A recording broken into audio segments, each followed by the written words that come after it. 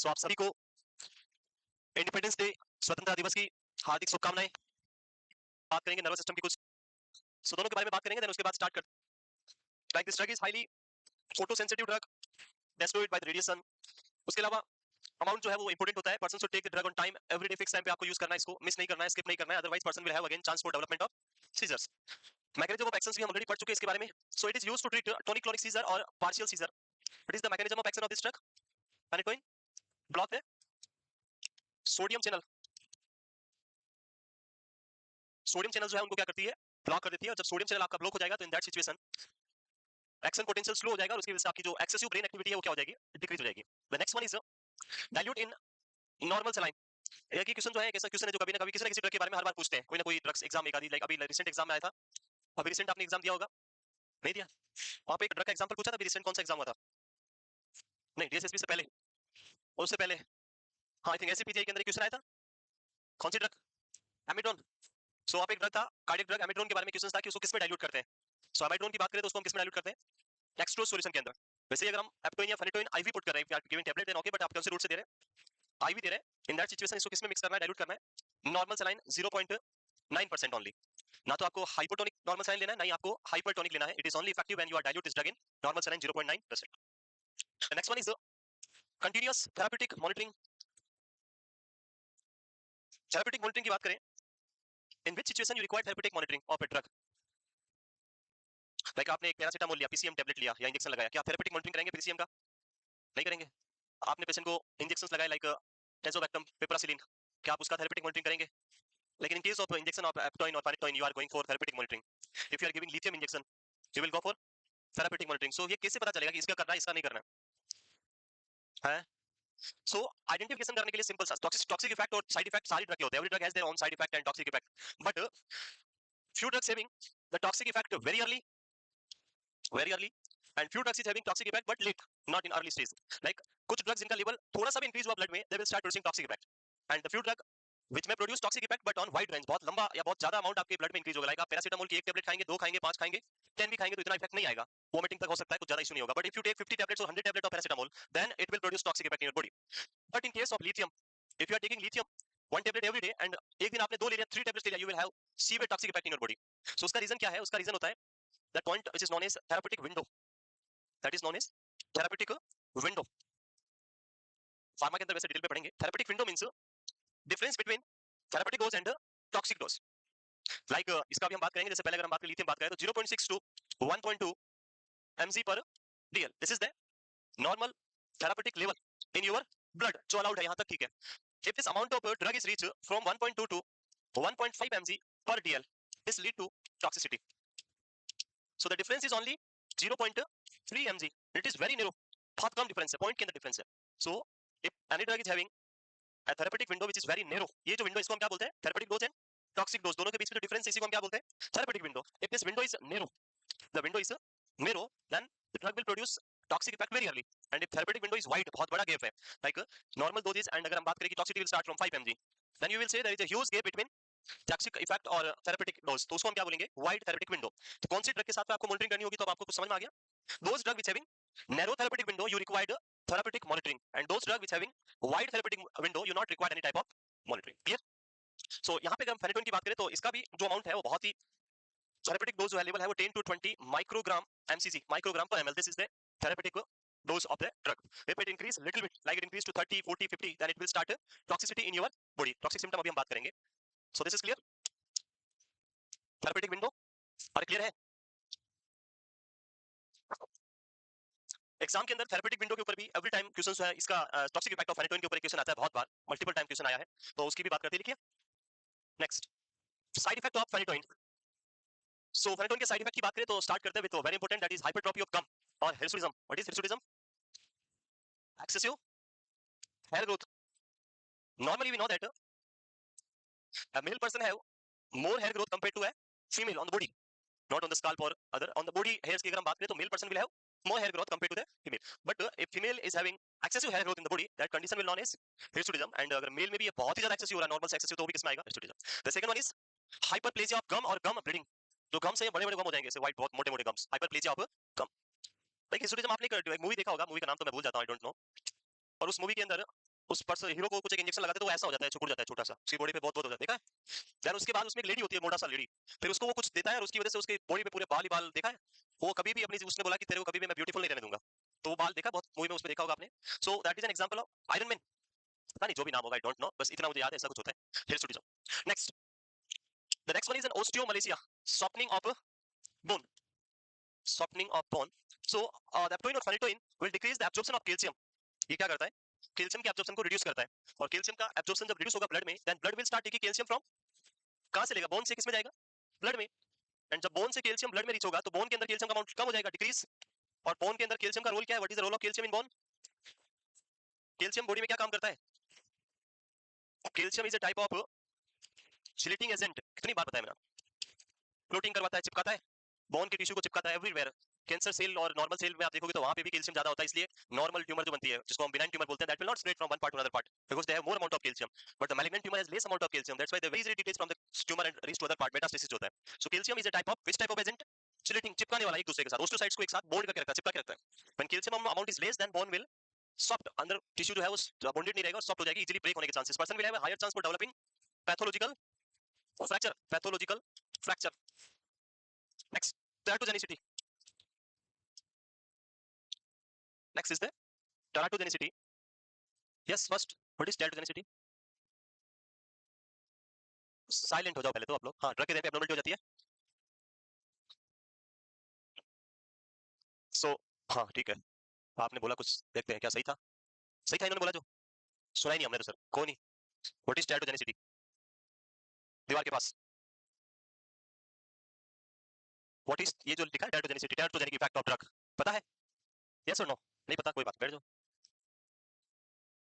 पीछे नहीं आप ही हो, हाँ। व्हाट इज teratogenicity, नहीं पता, ओके बैठ जाओ, वहाँ पीछे लास्ट, हाँ, व्हाट इज teratogenicity, नहीं पता, वेरी गुड, आपके पीछे, व्हाट इज teratogenicity है, congenital abnormalities, that is teratogenicity। Congenital abnormality तो कभी भी हो सकती है, किसी में भी हो सकती है, जेनेटिक प्रॉब्लम है और कुछ इश्यू, ड्रग ले लिया तो उसे भी हो जाती है, उसको तो बोलेंगे मैंने ड्रग खा लिया, मैं तो मतलब फीमेल ने, और बच्चा हुआ, कंजेनिटल एब्नॉर्मलिटी हो गई, क्या वो teratogenicity हो गया, नहीं ना, यस और नो, वही होता है। सो teratogenicity means it's an teratogenic effect of drug, जब ड्रग मदर यूज करती है प्रेगनेंसी में और उसका साइड इफेक्ट बच्चे में आता है, that is known as teratogenicity। Any type of drug which used by mother in pregnancy and side effect of the drug is present in fetal जो है ग्रोथ या बेबी जो होगा उसमें आता है, तो उसको हम क्या बोलेंगे, teratogenicity। So phenytoin is a highly teratogenic drug and due to the use of this drug the newborn baby will have congenital malformation, congenital malformation। So this is known as teratogenic effect। teratogenic effect नहीं पता तो लिख दो इसके आगे, its teratogenic effect is a effect when drug used by pregnant mother, pregnant mother तो pregnant कैसे होगी, pregnant female, mother है तो मतलब बच्चा हो चुका है ना, pregnant female and side effect seen in fetal तो याद नहीं रहेगा, न्यूबॉर्न लिख दो, ज्यादा टिपिकल टर्म नहीं लिखनी है, न्यूबॉर्न, ठीक है। और बच्चा जो होगा वो किसके साथ होगा, कंजेनिटल मालफॉर्मेशन, हाथ ऐसे ऐसे पता नहीं, सिर नहीं बना, कुछ वॉल्ट नहीं बना, पैर सही नहीं बना, कुछ ना कुछ इश्यू रहेगा, that is known as teratogenicity। So because of the teratogenic effect of the drug, drug is contraindicated in pregnancy, drug is contraindicated in pregnancy, person if the female is pregnant then we will not give phenytoin to the drug। Next, okay, next you say if female is pregnant and if female is a non case of seizure then which drug is given to the female, ये भी तो question हो सकता है, अगर pregnancy है phenytoin तो दे नहीं सकते और already non case of epilepsy है, देन उसको कौन सा ड्रग देंगे फिर आप, हैं, कौन सा, पता नहीं, एक साथ इतना बोलते हैं मैं कुछ समझ, क्या बोल रहे हैं ये लोग, मैग्नीशियम सल्फेट, वेरी गुड, बेवकूफ हो। मैग्नीशियम सल्फेट देते हैं जब प्रेगनेंसी इंड्यूस सीजर, या जिसको हम एक्लेम्पसिया बोलते हैं, प्री एक्लेम्पसिया बोलते हैं, मैं बोल रहा हूँ female is suffering with epilepsy and she got pregnant, वो प्रेग्नेंट हो गई है, एपिलेप्सी वाली फीमेल प्रेग्नेंट हो गई है, तो भाई वो प्रेग्नेंट नहीं हुई उससे पहले तो फेनिटोइन चल रहा था, अब उसको बंद करना पड़ेगा और कुछ तो दूसरी ड्रग स्टार्ट करनी पड़ेगी, क्या स्टार्ट करेंगे, valproate, valproate is also having severe side effects है, levetiracetam is only used in hospital, so we use the very important drug is carbamazepine, कल बताया था, that drug is having less side effect compared to these drugs, तो हम वहां पे क्या करेंगे, फेनिटोइन यूज ना करके क्या यूज करेंगे, carbamazepine. Next, the next one is megaloblastic anemia, what is the cause for megaloblastic anemia, mega, mega means large, I hope blast meaning आपको पता होगा, ब्लास्ट क्या होता है, ब्लास्ट, अरे आरबीसी तो मैं अभी 10-15 दिन 20 दिन पहले ही पढ़ाया था, जब आरबीसी बनती है तो अलग अलग होती है, होती ही नहीं होती है, जहाँ पे हमने अलग अलग नाम भी दिए थे आरबीसी के, ब्लास्ट वर्ड आया था कहीं पे, क्या था, अरे ब्लास्ट क्या था, ब्लास्ट नाम क्या था, इमेच्योर तो है मुझे पता है, कितनी स्टेज बताई थी आरबीसी फॉर्मेशन की? 5. Start with pre erythroblast, then erythroblast. So जब भी इरिथ्रो जो ब्लास्ट वर्ड आ रहा है, ये ब्लास्ट वर्ड जो है वो इंडिकेट करता है कि the cell is not mature, it's an immature growing, और we can say this maturing cell जो मैच्योरेशन प्रोसेस में चल रही है, that is blast, it's not a mature cell. तो यहाँ पे ब्लास्ट सेल बनेगी. और अगर हम ब्लास्ट सेल प्री इरिथ्रोब्लास्ट की बात करें तो size of pre erythroblast is approximately 20 micron. याद है? 20 micron is the size of pre-irithoblast and normal size of the RBC is 7 to 8 micron. So it's a large size of RBC. So वो आपके blood में present रहेगी, and that is non-functional RBC. Obviously functional के लिए आपकी size होनी चाहिए 7 to 8 micron. If it is 20 micron और 17 micron जो आपको इरिथ्रोब्लास्ट के अंदर देखने को मिलेगी, that is not a mature cell. तो इसीलिए आपको क्या देखने को मिलेगा? Megaloblastic anaemia. यहाँ पे कोज क्या होता है? Which vitamin this vitamin B9 और B12? B9, vitamin B9 will lead to megaloblastic and B12 lead to pernicious anemia, जो हम ऑलरेडी पढ़ चुके हैं. Next, arrhythmia. Arrhythmia because of calcium. बताया था मैंने यहाँ पे, कैल्शियम को लेवल कम करा के कैल्शियम को रिसेप्ट जो आपका एक्शन पोटेंशियल साइट है वहां पे abnormal लेवल की वजह से क्या कोज करा सकती है? मायोकार्डियम में abnormal सेंसिटिविटी कोज करेगी, अरिथमिया हो सकता है. Lymph node enlargement, insulin resistance. So यहाँ पे एक और क्वेश्चन आता है एग्जाम में कि if you giving phenytoin to the person then which therapeutic monitoring is important. यहाँ पे कौन सी मॉनिटरिंग करेंगे? So you should monitor the patient glucose level frequently, because drug क्या कर रही है यहाँ पे? इंसुलिन रेजिस्टेंस कर रही है, सो ग्लूकोज का लेवल हमेशा क्या रहेगा? हाई रहेगा. और उसको ट्रीट करने के लिए आपको एक्सोजीनस इंसुलिन रिक्वायर्ड हो सकता है. सो उसके लिए आपको बार-बार क्या करना है? ब्लड शुगर चेक करते रहना है. द नेक्स्ट इज विटामिन के डेफिशिएंसी और decreased production of vitamin K. So we know that vitamin K is important vitamin for coagulation. Yes or no? Coagulation में काम आता है? ये तो काम नहीं आता है, but जो ये प्रोड्यूस करता है उनको हम बोलते हैं क्लोटिंग फैक्टर, और उनका रिक्वायरमेंट होता है. And these clotting factor are 2, 7, 9 and 10. So these are the clotting factor. Clotting factor number 2, 7, 9 and 10 which is produced by vitamin K. और उनको ये क्या करता है? विटामिन के को रिड्यूस कर देता है. तो आपके पेशेंट में ब्लीडिंग होने के चांसेस बढ़ जाएंगे. So that's why person will have gum bleeding. The last one is ataxia. Cerebellar ataxia. जो आपका सेरिबेलम है उसके फंक्शन को भी समटाइम अल्टर करके ataxia, lack of muscle coordination. So इसको याद रखने के लिए कुछ नॉनसेंस सा ट्रिक है यहाँ पे, that is HOTMALIKA. It's just to remember only, बाकी इसका कोई मीनिंग नहीं है. दैट इज होट मलाइका. हाँ, ओह माय गॉड, क्लियर? पता नहीं, मैंने कहीं पढ़ा था और वहां ऐसे लिखा हुआ था. मैं नहीं लिखता हूँ लेकिन इसमें आपको याद रखने के लिए हेल्प करेगा. याद रहेगा? इसके अंदर एक क्वेश्चन जो बार-बार पूछा गया था, हर बार ये ऑप्शन में होता है, हाइपरप्लेजिया ऑफ गम या गम ब्लीडिंग वाला ऑप्शन, कि which of the following is the side effect of phenytoin. And उसमें एक ऑप्शन ये परमानेंट बार-बार यही आया अभी तक. बाकी भी आ जाए तो आप आंसर दे सकते हैं. इसे याद रख लोगे.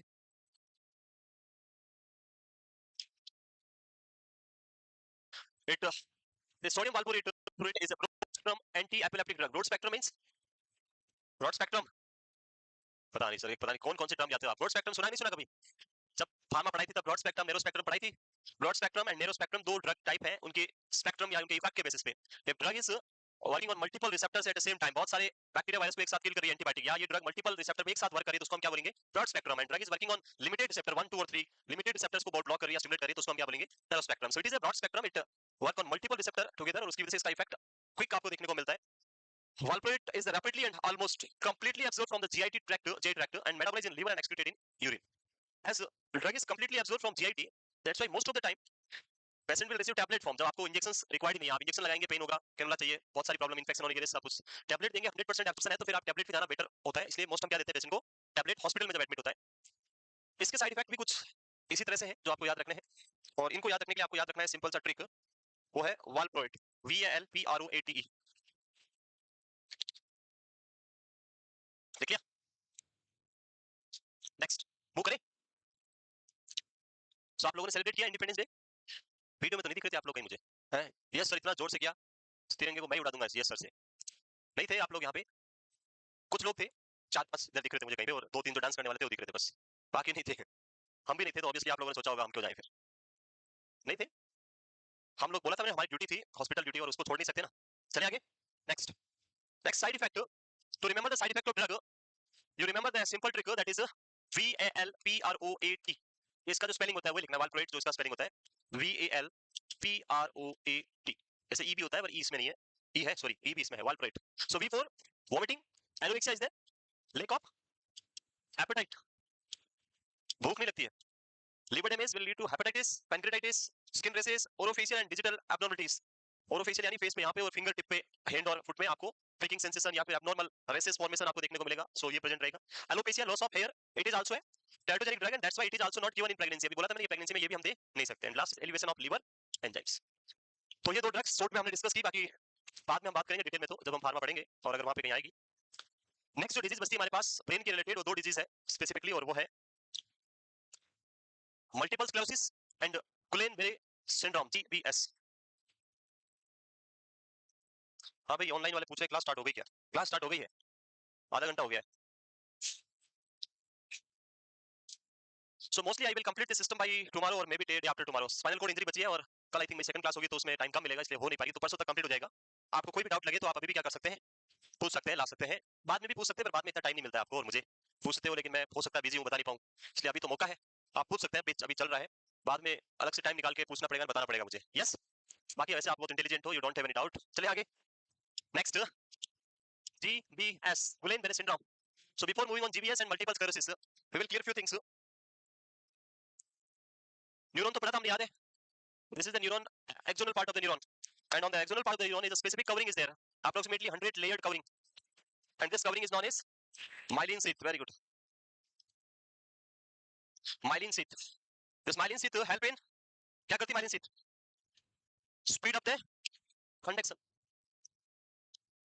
जो कंडक्शन है, कंडक्शन यानी नर्व इंपल्स जो है उसको एक पार्ट से दूसरे पार्ट पे कंडक्ट करती है, जो न्यूरॉन नर्व आपकी, उसको स्पीड अप फास्ट से करने के लिए कौन रिस्पांसिबल है? Myelin sheath. So those type of neuron और the nerve which having myelin sheath will have the fast conduction, and जिनके पास नहीं होता है, अनमाइलिनेटेड नर्व है, they will have slow conduction system. Now we will discuss the disease related to this myelin sheath. अभी तो हम दो डिजीज पढ़ेंगे, वो किससे रिलेटेड है? Myelin sheath. We know that myelin sheath in the central nervous system and myelin sheath in the peripheral nervous system form by two different type of cell. In central nervous system responsible cell is oligodendrocyte, and in peripheral nervous system, Schwann cell. If any person is suffering with damage in the oligodendrocyte, and due to damage the oligodendrocyte, the myelin sheath is destroyed, and because of myelin sheath is destroyed, the person will have the speed up will undergo less speed हो जाएगा, कम हो जाएगा, slow conduction हो जाएगा. So that disease is known as, if it is present in central nervous system oligodendrocyte, this is known as multiple sclerosis, and if the damage is present in the Schwann cell, this is known as GBS. But this is only the difference. When person is having damage in the myelin sheath of peripheral nervous system, or we can say Schwann cell, that disease is known as Guillain-Barré syndrome or GBS, and because of damage the Schwann cell, the person have the slow rate of conduction. उसके अलावा हमने एक और point discuss किया था starting, जब हमने neuroglia पढ़ा था कि the neuron and neuroglia is having one basic difference, that neuron does not able to regenerate, वो अपने आप को रीजनरेट नहीं कर सकता है, but the neuroglia is able to regenerate. So in some cases GBS disease can be cured, आप इसको डैमेज होने के बाद में भी वापस क्या कर सकते हैं, रिकवर कर सकते हैं, if treatment is given on time. And in multiple sclerosis also person वापस क्या हो सकता है, रिकवर हो सकता है, लेकिन आपने ध्यान नहीं दिया और लॉन्ग टाइम हो गया, और अगर न्यूरोग्लिया के साथ साथ न्यूरॉन भी डैमेज हो गया तो फिर रिकवर होना पॉसिबल नहीं हो. तो स्टार्ट करें first disease, GBS, Guillain Barre syndrome. So it is related to disorder related to peripheral nerve myelin sheath. GBS is an autoimmune attack on the peripheral nerve myelin sheath. अगर आपको नाम याद नहीं है तो आप क्या लिख देंगे, myelin sheath कौन बनाती है? पेरिफेरल में myelin sheath, Schwann cell. GBS और multiple sclerosis are types of autoimmune disorder. ये भी कौन से टाइप के डिसऑर्डर है? Autoimmune disorder है. Our own immune system is destroying our this myelin sheath, result in acute rapid segmental demyelination of peripheral nerve and some cranial nerve. Produce a classical presentation of ascending weakness.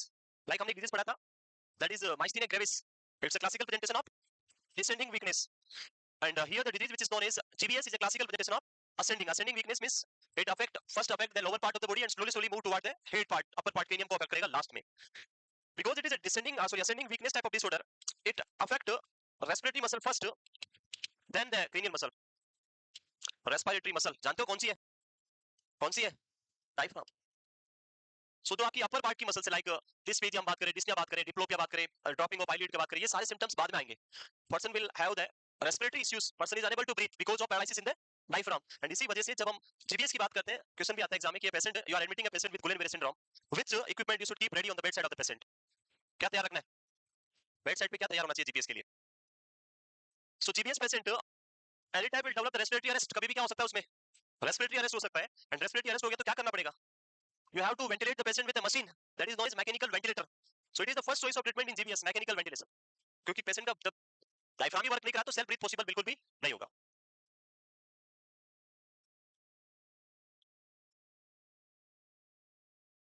वो करें आगे.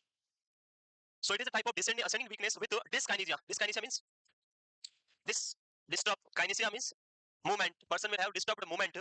Hyporeflexia, muscle will produce less reflexes, and paresthesia, numbness of the extremities, tip of the extremities. This is the Guillain-Barré syndrome or GBS. A very interesting theory about this GBS, जो आपको बताती है कैसे GBS होता है, और उसकी बात करते हैं. This is known as MMT theory.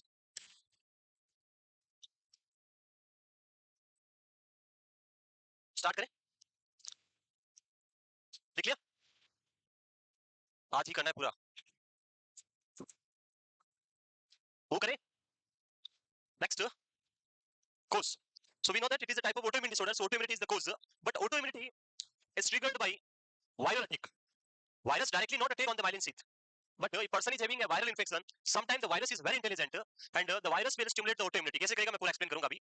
So viral infection is only the possible reason for the trigger of autoimmunity, like Pylobacter jejuni, GI virus, CMV, cytomegalovirus, EBV, Epstein-Barr virus, Mycoplasma pneumonia, H influenza, human influenza, autoimmune disease. So ये जो सारे viral disorder है, viral जो infection है, अगर ये viral infection होते हैं, then these viral will trigger or stimulate the autoimmune response. How they stimulate this autoimmune response we will discuss in molecular mimicry theory, MMT. जानते हो इसके बारे में? सुना है पहले? नहीं सुना? MMT नहीं सुना? So virus is a very intelligent in this disease and even in the multiple sclerosis also. दोनों में सेम ही थिंग होगा, पर कैसे होगा वो देखते हैं. Virus is a foreign body for my body or it's an my body cell. अगर मेरी बॉडी में वायरस एंटर करता है तो फॉरेन बॉडी होगा या मेरा अपना ही होगा? My immune system considered as an it's a foreign body. ये तो समझते हैं आप लोग. चलिए स्टार्ट करें आगे. सो अगला जो है पैथोफिजियोलॉजी, उसी में हम पढ़ेंगे. एज लिखा है यहाँ पे, male will have 16 to 25 year, very common age of the development of this GBS, and female it occur the late age 45 to 60 year of age. Molecular mimicry theory और एमएमटी.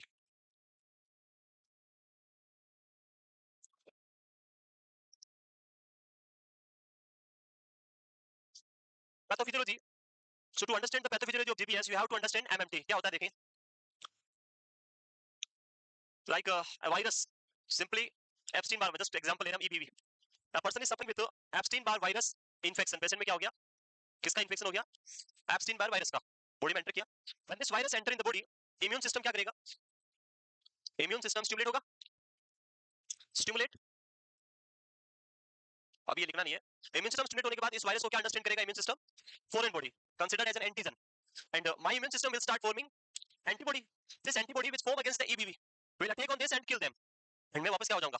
ठीक हो जाऊंगा, रिकवर हो जाएंगे, क्योर हो जाएंगे. This is normal process. But in some individual the virus is very intelligent, and virus क्या करता है देखिए.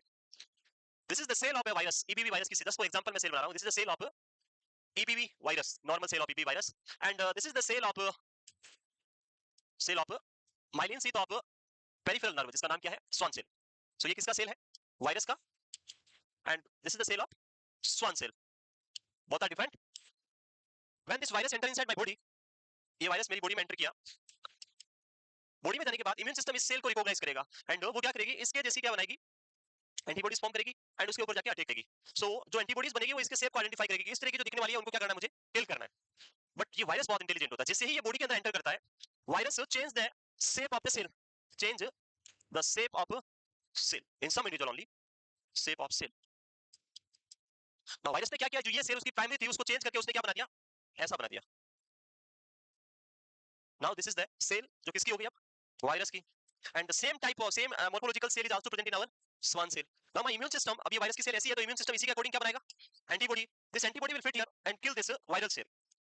But when antibody circulating in the blood, they find that यहां भी ऐसी कैसी सेल है, and they will fit on this cell and also kill them. और उससे क्या हो जाएगा? स्वान सेल डेस्ट्रॉय हो जाएगी. सो यहाँ पे आपकी बॉडी की सेल को किसने किल किया? आपकी अपनी बॉडी के इम्यून सिस्टम की जो एंटीबॉडीज है उन्होंने. और उन जो ये स्वान सेल है इनका तो कोई रोल ही नहीं था बेचारी का. रोल किसका था? सारा वायरस का. इसको किल करना था, इसको तो किल किया. ये वो वाला बात हो गया, हम तो डूबेंगे साथ में सनम को भी ले डूबेंगे. तो मैं तो मरूंगा ही, पर तुम्हें भी नहीं छोड़ूंगा. सो ये भी मर गया और साथ में उसको भी ले गया. ये मरने से तो इन्फेक्शन ठीक हो गया, पर ये मरने से क्या हो गया? जीबीएस हो गया. This theory is known as molecular mimicry theory और एमएमटी. क्लियर? दिस थ्योरी जो आपको जीबीएस जो अटैक हम बात कर रहे हैं उसकी बात करें वो देखने को मिलता है. तो ये यहाँ पे लिखा हुआ है सारा इसमें. GBS is the result of cell mediated and humoral immune attack on peripheral nerve myelin. Molecular mimicry theory क्या बताती है? Infectious agent contain an amino acid in the DNA. Then this mimics, mimic यानी copy करना. किसकी copy करेगा? Peripheral nerve myelin protein. So ये virus क्या करेगा? मिमिक करेगा इसके प्रोटीन को, और अपना प्रोटीन को भी ऐसा ही बना देगा जो मैंने बनाया, सेम वैसा वैसा बना देगा. उसके बाद immune system can not distinguish between the two protein and attack and destroy the peripheral nerve. ना तो ये पता लगा पाएगा कि ये मेरा है और ये इसका है, ये पता नहीं लगेगा, और उसकी वजह से ये प्रोटीन क्या हो जाएगा? डिस्ट्रॉय, और उसकी वजह से आपकी बॉडी में क्या हो जाएगा? जीबीएस. आया कुछ थ्योरी समझ में? Molecular mimicry theory. Yes.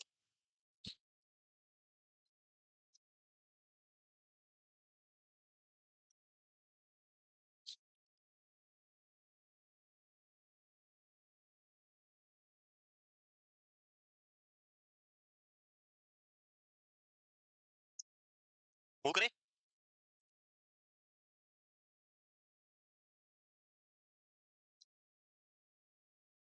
Molecular mimicry theory और MMT. The same theory is used by the multiple sclerosis disease, वहां भी सेम होगा, बस वहां डिफरेंस क्या होगा, virus copy the protein but with cell oligodendrocyte, बस वहां उसकी सेल के प्रोटीन को कॉपी करेगा और इसकी वजह से वहां पे मल्टीपल स्क्लेरोसिस होगा, यहाँ पे जीबीएस हो जाएगा।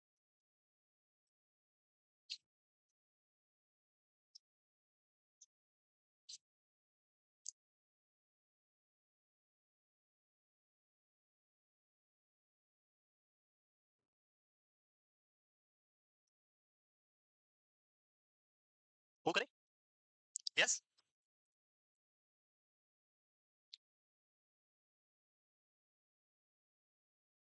लिख लिया। अरे मूव करें, क्या लिखते हो आप लोग, इतना इतना नहीं लिखना है, थोड़ा थोड़ा लिखा करो। पूरा यहीं से लिख के जाओगे तो फिर आप लोग क्या करोगे, हैं? नहीं, नेक्स्ट, क्लिनिकल मैनिफेस्टेशन। अभी बोला यस सर, फिर सर।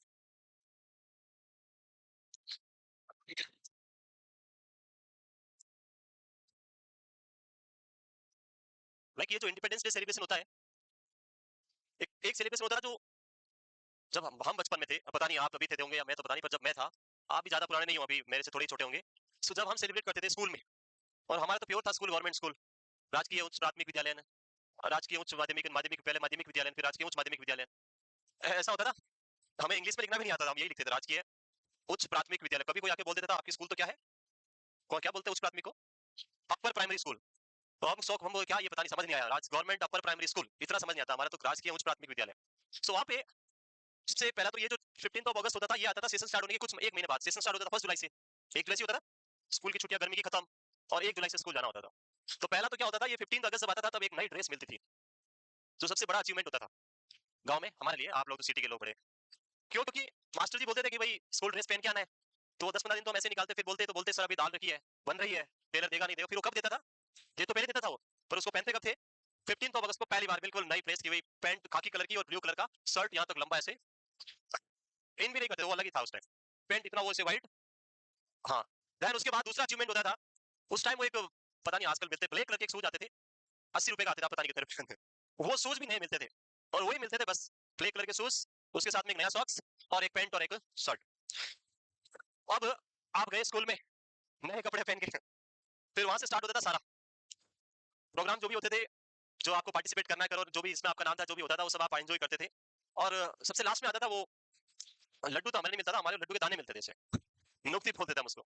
और उसमें क्या होता था, एक अलग ही कंपटीशन होता था, दे दिया उसको खत्म करके वापस चले जाना है, और फिर तो उसको कभी कभी पता चल जाता था कि तेरे को पहले दे दिया था, वापस क्यों आया, फिर उसको पटाखे, भाई दोस्त नहीं है तो मेरा दे दिया, सो वो खा के वो लेके ऐसे 3-4 बार राउंड लगा लेते थे। तो वो तो था एक क्रेज।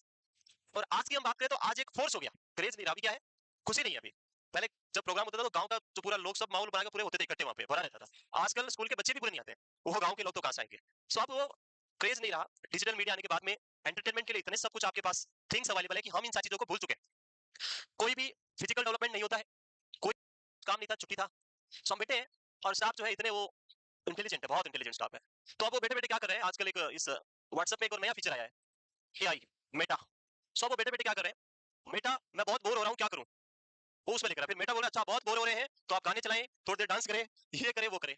सो इन चीजों के लिए टाइम है आपके, और कुछ है ही नहीं इनमें, आपको लग रहा है वो चीजें इतना आपके पास ये हो गया कि बेटा मुझे आलू की सब्जी बनानी है, कैसे बनाए, वो बोलेगा पहले आलू को वॉश करो, फिर कटिंग करो, थोड़ा ऑयल, इवन आप आज डाल के देखना, पूरा ऐसे आएगा पूरा, बस आपको वैसे हिलाना है, वो बताया जाए वैसे, आपको इतना यूज नहीं करना है, ये पूरा बंद हो गया है, इसका इसको साइड में रख दो भाई, ऐसे करते जाओ, हाँ, नीचे क्या बन रहा है पता नहीं, ये है ही नहीं, आजकल बंद हो गया। सो आपका मेंटल डेवलपमेंट तो बिल्कुल खत्म कर दिया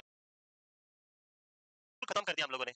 लाइक वो पहले ऐसे पीटी परेड पता नहीं क्या क्या करवाते थे, एक भी ऐसे गलत कर दिया तो पीछे पीटे ऐसे मारता था, पीछे पूरा रेड कर देता था वो पेंट के पीछे। और अभी अगर किसी बच्चे को टीचर हाथ लगा दे, ऐसे कर दे, तो टीचर को जेल में बैठना पड़ेगा, हमारे बच्चे को ये कर दिया आपने, बच्चा 4 दिन से खाना नहीं खा रहा है, अरे नहीं खा रहा तो कोई 5 दिन खा लेगा, नहीं हमारा बच्चा है, तो इसलिए बच्चे का कुछ डेवलपमेंट होना नहीं, तो इसीलिए अपने इसको यूज करना है, इन सारे डिजिटल मीडिया से क्या रहना है, दूर रहना है। जो पेंट और शर्ट की मैं बात कर रहा था, वो एक नया पेंट और शर्ट जो मिलता था वो कितना काम आता था आपको पता नहीं होगा, स्कूल में तो जाने के लिए चाहिए ही था। एक थर्सडे आता था जिस दिन विदाउट यूनिफॉर्म का डे होता था, उस दिन भी वही काम आता था, क्योंकि विदाउट यूनिफॉर्म ऐसी थी नहीं जिसको पहन के जा सके। उसके अलावा कहीं जीमना है, किसी की शादी है, डेथ हो गई, कहीं पे जीवन होता है ऐसे, वहां पे जाना है तो वहां भी वही नया पैंट और शर्ट पहन के वही जाना है, बिल्कुल किसी की बारात में जाना है, सब जगह वही होता था। और उसकी हालत ऐसी होती थी कि 3 महीने बाद यहाँ पे 2 आंखें बन जाती थी और 2 पीछे आंखें हो जाती थी। उसके बाद अब क्या ऑप्शन रहा, तो मम्मी क्या करती है, पिछले साल वाली पेंट को ऐसे कट करती, पुरानी पेंट को जो पहले से ही आंखों के साथ में थी, फिर दो आंखें को यहाँ पे कर दी और दो पीछे पे हो जाते थे। जो पुरानी पेंट थी वो डार्क अलग होती कलर उसका, और नई का थोड़ा कलर अलग होता, तो फिर वो दिखाई भी अलग देता था, सेम अलग से बिल्कुल। और उसका एक दिन मैं शॉप पे गया और मैं देख रहा हूँ वहाँ पे ऐसा ही वहाँ पे था, ऐसे फटी फटी, और उसमें ऐसे लगा रखा है। इवन ब्लेजर के लिए गया तो यहाँ पे लगा रखा। मैंने कहा ये क्या है, बोला ये आजकल, मैंने कहा हमने तो थर्ड क्लास से ही फैशन पूरा कर लिया ये, अभी इसकी क्या जरूरत है, अभी पहले के मम्मी जाएगी, मैं बोलती थी तब तो नहीं पहनते थे, आज ये खुद लगा के लाए। यस, सो ये तो है, आज का टाइम ऐसा चल रहा है। तो इसलिए जितना जल्दी हो आप लोग क्या बन जाओ, नर्सिंग ऑफिसर, नहीं तो बाद में बेटा बोलेगा नर्सिंग ऑफिसर कैसे बनेंगे, वो बोलेगा थोड़े बाद में वो हो सकता है बोलते आप एलिजिबल नहीं हो, आप नर्सिंग ऑफिसर नहीं बन सकते। तो इसलिए अभी क्या करो, पढ़ाई करो, इन्वायरमेंट, ये जो चारों तरफ इतना चेंजेस हो रहा है पता ही नहीं चल रहा है भाई। पहले गूगल था, गूगल पे आप थोड़ा सर्च करने के लिए थोड़ा दिमाग लगाते थे, अब वो भी नहीं रहा, गूगल पे नहीं जाना है, सीधा इस पे लिखना है, ये उस सबको फाइंड आउट करेगा और जो बेस्ट होगा वो निकाल के आपको देगा। अभी मैं घर गया तो वहाँ पे बच्चा जो है वो बोल रहा है मुझे एक दिन की छुट्टी चाहिए, तो प्रिंसिपल को एप्लीकेशन, लीव की एप्लीकेशन लिखो, वो ऐसे लिख दिया और उसको फॉरवर्ड कर दिया। आजकल लिखने की जरूरत नहीं, आजकल व्हाट्सएप, प्रिंसिपल का भी व्हाट्सएप होता है, one day leave for this और एक आ गई और वो उसको वहां भेज। तो ये ऐसा है डिजिटल, और आपको कुछ करना ही नहीं है। स्पीच भी देखो इतनी बढ़िया इंग्लिश कैसा है इसको हासिल, आज इसे बात पता नहीं था और आज देखो क्या इंग्लिश लिख रहा है ऐसे, वो पता नहीं इंग्लिश यहाँ से नहीं आ रही, वो मेटा से आ रही उधर। तो अपना क्या यूज करना है, ये यूज करना है, ये चीजों में बंद रखना है। एंटरटेनमेंट के लिए मोबाइल नहीं चाहिए, एंटरटेनमेंट के लिए आप खुद हो, अपने आप को इतना फनी बनाओ कि वैसे एंटरटेनमेंट हो जाए, है ज्यादा कुछ हो तो नाचने लग जाओ, आप नहीं तो दूसरा तो हंसेगा सामने वाला, तो अच्छा नहीं तो बुरा डांस करो ताकि उसको ज्यादा हंसी आए, हो गया एंटरटेनमेंट, फिर वापस स्टार्ट हो जाओ, हम देखेंगे वो दूसरा जो मोबाइल में कर रहा है उसको देखें, है करेंगे, ये अच्छा कर रहा है, चलिए आगे next features. So we know that the disease is having which type of weakness, ascending weakness. So disease will produce symptom from the lower part of the body and then reach to the upper part of the body. Muscle weakness which having the ascending weakness, ये लिखा ascending weakness, and it will start from the lower extremities first. So lower extremity weak हो जाएगी, walking difficulties आएगी person को, then hyporeflexia, neuromuscular respiratory failure because of the paralysis of diaphragm, paralysis of diaphragm, diaphragm जब paralyze हो जाएगा, diaphragm is a major respiratory muscle and it involve first compared to the upper part of the body. So person में सबसे पहले कौन से symptom आएंगे, respiratory symptom आएंगे, paraesthesia in the hand and feet, numbness आपको देखने को मिलेगा। तो यहाँ पे सबसे जो इंपॉर्टेंट सिम्टम वो यही है, रेस्पिरेटरी सिस्टम रिलेटेड सिम्टम, और इसी पे आपको पूरा फोकस रखना है, इसी का मैनेजमेंट इसमें इंपॉर्टेंट होगा। Airway is the first priority in case of GBS.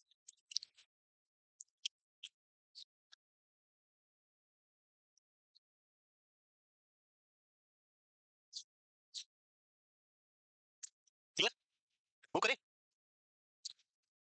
ये याद रखना है, दो मेन इंपॉर्टेंट वीकनेस कौन से टाइप की है और सिम्टम में क्या रखना है, respiratory failure is the primary symptom जो हमें यहाँ पे ध्यान रखना है, वो करें।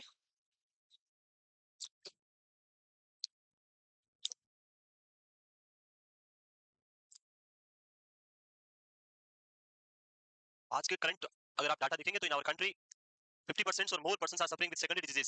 सेकेंडरी डिजीज जानते हो, सेकेंडरी डिजीज मींस जो है रहेगी और उसे 5-10 साल आपकी उम्र कम हो जाएगी, मरना तो यही पर थोड़ा पहले, like diabetes, hypertension, hypothyroidism, thyroid problems, ये सारी क्या होती है, these are known as secondary diseases. हाँ